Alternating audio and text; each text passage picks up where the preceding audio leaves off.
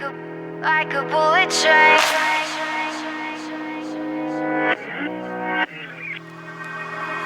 So lay down slowly. It's our playground tonight. I'll take the tension gently. Watch the heat build in our eyes, and I'll keep it hush.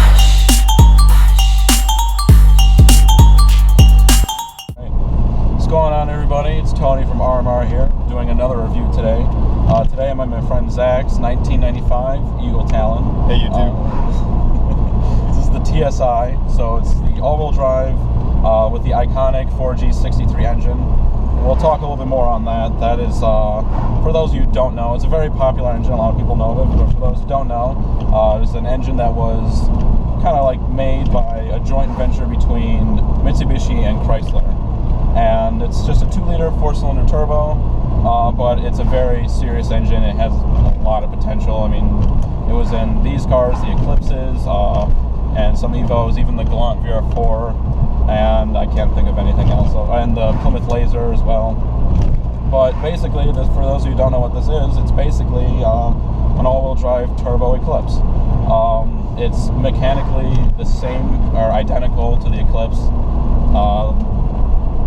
So that's really, it's great for when you're, going out and trying to get parts for it. It's just as easy as getting parts for an Eclipse, which is, like I said, is awesome.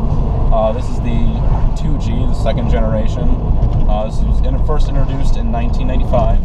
The only big differences were just like cosmetic things, headlights, taillights. Headlights are the same in 2GA. 2GA headlights on the Eclipse and the Talon are the same, but and once it got to the 2GB body, the Eclipse's headlights were different. So from 1997 to 1999, the headlights were different on the Eclipse, and obviously the 2GA has different bumpers than the 2GB. They just switched them around a little bit. Yeah. The base, and then what's cool about this is that this is like I said, the second generation. So it has, well, this one doesn't have it, but it has a Garrett T25 turbo with 12 PSI from the factory. Spools a little quicker, but the biggest difference between the 1G and the 2G was that the suspension on this car is far superior. It's kind of cool is that this car is, you don't really know much about or not many people remember Eagle because it's a small company that was owned by Chrysler, and they weren't around for very long. This car was from 1990 to 1998. Yeah, it was only around for like 8 years. 8 years. And there weren't that many of these, to begin with. So like when you see them, you're like, oh, it's kind of cool. I personally like how these look better than the Eclipse counterpart, but that's just me. I've always liked the body style better too, honestly. I mean, for the longest time, I was actually looking for an Eclipse, but I decided I wanted the Talon more, and I was very lucky to find this one. Yeah, so close to home. It's cool because it's different. Like, I don't think you can get this blue body style on the Eclipse, if I'm not mistaken. Right? This is called Kona Blue Pearl Metallic, and to my knowledge, I've been told this is the second rarest color combo you can get on the Talon. With the black roof. Yeah, and it was only on the 2GA body was this color. Really? Yeah. That's weird. So the 2GB, they did not have this color, and 2GA. I mean, there's not too many blue ones out there, and it's very, very unique. Yeah. I love blue. Blue's my favorite color, so that's why I like this car. It does stand out. It's cool because even though it's like technically an American car, even though it has like all the Japanese, all the Japanese mechanics, done to it, it does have a very JDM feel and vibe to it. And if you know Zach personally, you know that he's a JDM kind of person. This car is kind of like an extension of like who he is and what he likes, which is cool. I like seeing that. It's really cool because it has like factory Evo 8 wheels, but they don't look like their factory. They still stand out, which looks really cool. They look really good on these cars. Yeah, well, they're Enki They belong wheels. on these cars. Yeah, they're Enki. They're very good wheels. Good known name brand, and yeah, much better than the stock wheels that were on these cars. They're not too heavy, which is good. But yeah. But why don't you go ahead and tell everyone what you have specifically done to the car? Well, like Tony said, it's a 95 Talon TSI all-wheel drive. Basically, it's got bolt-ons. Nothing too crazy done to the engine. I mean, it has the 14B turbo upgrade from the 1G. So the turbo is slightly bigger. You can get more boost out of it, get a little bit more power out of it without doing anything at all, honestly. And it's got an Apexi N1 catback exhaust.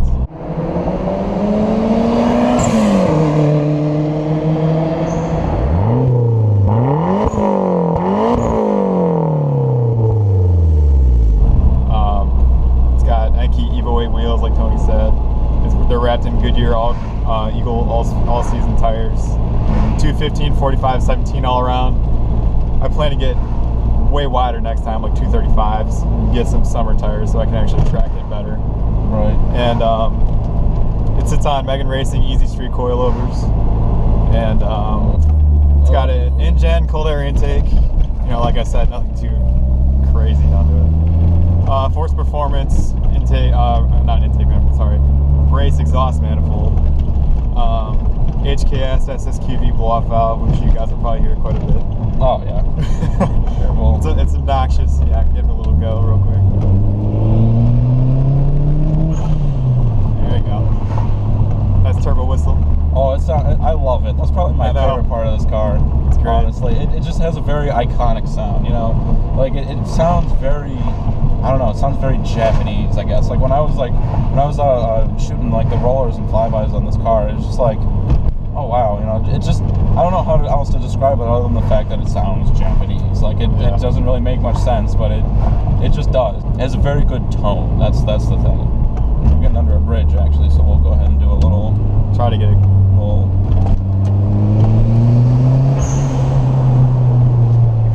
Perfect. Oh, it's great. That's great. All right, come on up the hill. Let's see. I'm trying to think. I always forget what's done to my car. Let's go this way. You know, like I said, nothing too major. I mean, obviously there's a ton of plans for it in the future. Yeah, what do you plan doing on this car? Like, definitely like power-wise, I'm gonna get a big Evo 360G turbo, and then I'm gonna get a probably ECM Link V3, which is basically it's the go-to ECU for these cars that everyone goes through. You can do anything with them. Yeah. Be able to tune it. Hopefully, you know, get the Evo injectors and the big Evo 316G.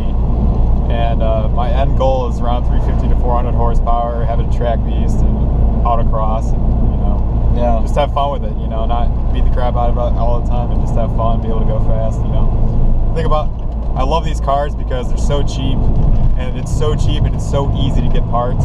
And right, and it's great because getting parts for these cars, like this platform it's got such a wide, like there's so many things you can get for this car. It's unbelievable, and it's so cheap to like get it tuned. Parts for it, like the 16G, you can find a 16G turbo for like $500 or $400 even, even cheaper. Who knows? Like as long as it has no shaft plates. Well, I mean, honestly, with the turbo you have on here, because that has the 1G turbo, which is a 14B. It's bigger, but it takes a little bit longer to spool, unlike the T25 that comes stock on these cars. It's running, you said, what, 17 pounds of boost? About 17 pounds, yeah. So, I mean, honestly, I feel like you can make a lot of power on just the stock turbo. Oh, yeah, you know, definitely. I mean, I've never dynoed the car as is, but I don't know. I would estimate it at least has 240, 250 horsepower. I would estimate. I mean, I am not saying that it does have it, but I think it does. It feels good. What the hell is that? That's a laser. All right, so now the light finally turned green. We're gonna get on the highway here and seems like we're on that light for you guys. 10 minutes. Yeah, I know. All right. Let it rip, chip.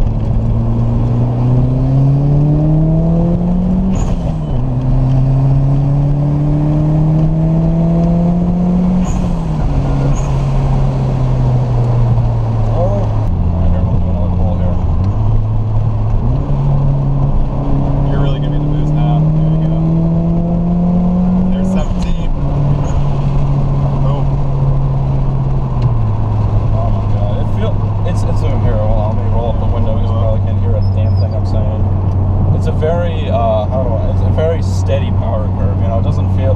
You can feel the turbo lagging. You can feel when it gets in the boost, but when you do, it's like it's a satisfying feel to it. You know, and like I'm driving on the throughout through the city, and I'm down here just commuting. You know, on the coilovers, the way it sits, it doesn't feel bad. Like it bounces a little bit. It's a little bumpy, but I mean, you kind of expect that. You know what I mean? It's not like you're not like It's not coilovers. It's not coilovers, so it's gonna be a little stiff. But right, but it's not like I'm like it's hitting not my head on terrible. the freaking headliner.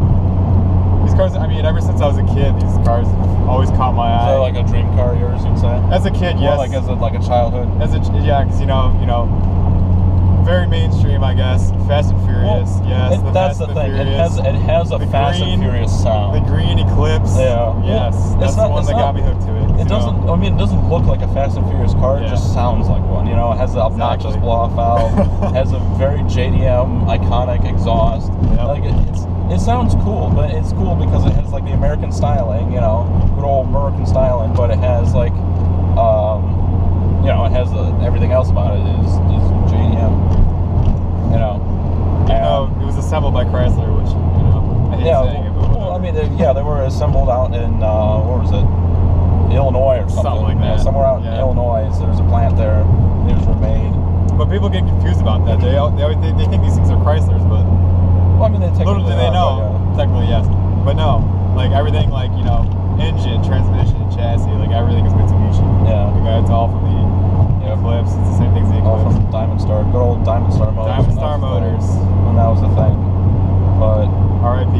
yeah, I mean, what's cool is that this car has character. It stands out, but it doesn't stand out to the point where it's like super flashy. You know, like you could see it driving around, like because he lives around where I live. So when you see him, you're like, oh look, it's Zach. And it's kind of like Everybody knows it's me because there's like I said about the color before, like it's a very rare color, and you see a blue Talon, it's most likely like me if you're around me. Right. Well, you don't see many of these around. You don't even see Talons in general. Like you always see Eclipses, but you never see Talons. Yep. Talons are like they're dying, unfortunately. And I was very lucky to find a clean one, a relatively clean one. I mean, it's got little rust spots, but it's nothing that's not fixable at all. I mean, I'm definitely gonna patch it pretty soon. I mean, the car had 73,000 miles on it when I bought it. Yeah, right now unbelievably clean. It was bone stock too. It's got like 89, I think. Yeah, there you go. 80, almost 90,000 miles. Almost 90,000. So I've had the car for 3 years, so it was my daily until it is my daily in the summer. But I recently bought a winter beater, so I don't drive in the winter anymore. The car has seen only 2 winters its whole life, so it's got very, very minimal salt exposure. Right, which is good.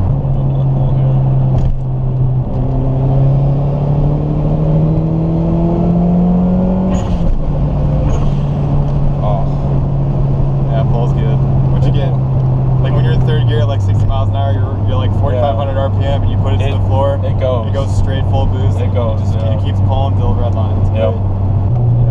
Another thing I really like is that it's a very forgiving. It has a stage 2 clutch, right? So it's like Matt's ST that I reviewed a while ago. Well, not too long ago, and it's really, really, really forgiving. It's kind of heavy, and it engages really early. But it's very forgiving, really easy. You just have to rev it a little bit, and then it just goes. But it's a very easy clutch to learn. Yeah, it's a ACT 2600, I believe, is what I was told. I didn't put it in. I bought it that way. Okay. So. Well, it's good that it's already in there because it's going to hold a lot more torque than. And clutches in these cars aren't fun. You got to remove the axles and everything. Yeah. So. Go ham again here. Go for it. The coilovers are great because the car handles like it's on rails, and the double wishbone suspension up front really, really helps. Oh yeah, it does handle pretty nicely. It handles really good. Oh, come on, guy. And traffic. Oh, well, I tried. That's alright. That's what you get. That was my biggest thing that I kicked myself for in the last review. I didn't pull hard enough in the car. So I'm like, the next car I review, I'm just going to kind of go for it. But then now I go for it, and there's just traffic everywhere, so... It's rush hour in Cleveland, Ohio. Yeah. What are you going to get? Yeah. I'd like to thank Zach for letting me drive it today. No problem. And review it. If you enjoyed this review and haven't subscribed to us yet, please do. Check out our Facebook page and our Instagram page. It's also a thing that we have. Not many people know about yet. I'd like to thank everyone for watching this video. Check out our other videos. We have a few other reviews. We have some more expecting to be doing more later down the road. And we have other videos. Also, that's a nice WRX. Make sure if you're interested, we are selling stickers that just have our name on. I got one.